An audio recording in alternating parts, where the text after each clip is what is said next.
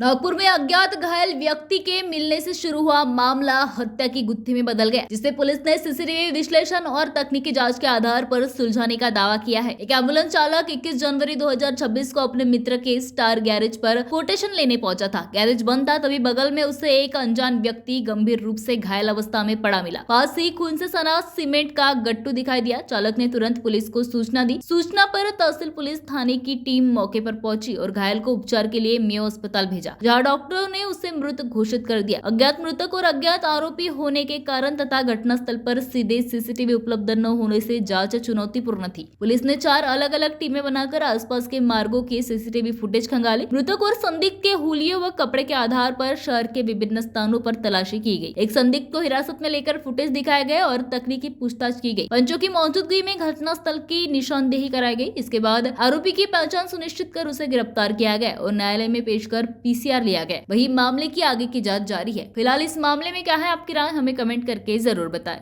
21 जानेवारीला police station तहसील अंतर्गत रामझुलाच्या खाली त्या ठिकाणी एक मृत व्यक्ती सकाळी 10:30-11च्या दरम्यान माहिती मिळाली। त्या ठिकाणी मृत व्यक्ती पडलेले, त्याला हेड इंजुरी त्या ठिकाणी झालेली प्राथमिक दिसून आला।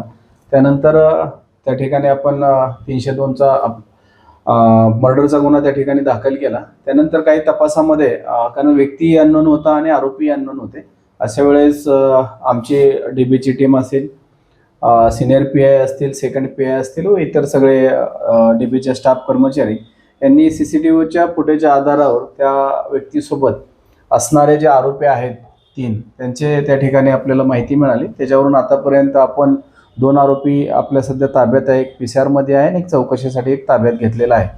अशा अनुषंगाने हा गुन्हा उघडकीस आलेला आहे। सध्या जी काय माहिती मिळते त्याच्या अनुषंगाने सदर आरोपी आणि मृतक आहे हे सोबतच काम मोलमजुरी बांधकामाचे काम करणारे आहेत आणि मूळतः हे छत्तीसगड भागातले आहेत।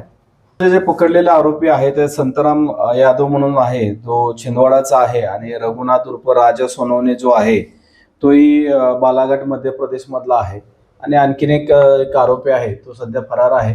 त्यासाठी पण आपल्या टीम त्याचा शोध घेत आहे, तोही मिळून येईल। मध्ये आमचे सहाय्यक पोलीस आयुक्त मोरे मॅडम आहेत, सिनियर पीआय मेंढे साहेब आहेत, त्यानंतर पीएसआय शेख, पीएसआय माने आणि त्यांच्या डीबीचा स्टाफ यांनी अतिशय चांगल्या पद्धतीने सीसीटीव्हीच्या फुटेजच्या आधारे त्या ठिकाणी आम्हाला हा शोध लागण्यास मदत झाली आहे। वेगवेगळी माहिती येत असताना सुद्धा, अतिशय क्लिष्ट तपास असताना सुद्धा आमच्या अधिकाऱ्यांनी आणि कर्मचाऱ्यांनी अतिशय चांगल्या पद्धतीने काम करून हा गुन्हा उघडकीस आणलेला आहे। मध्ये कारण जे आहे ते हे दारू पिऊन भांडणं अपसात झाल्याचं हेच प्राथमिकदृष्ट्या दिसून येते। आणखीन इतर काही कारण असतील ते तपासात निष्पन्न होते। सर, आरोपी तशा स्वरूपाचं रेकॉर्ड अद्याप मिळालं नाहीये, पण त्या पद्धतीने ते मूळचे मध्यप्रदेश छत्तीसगडचे असल्यामुळे त्या ठिकाणी सुद्धा आम्ही त्याची माहिती घेत आहोत।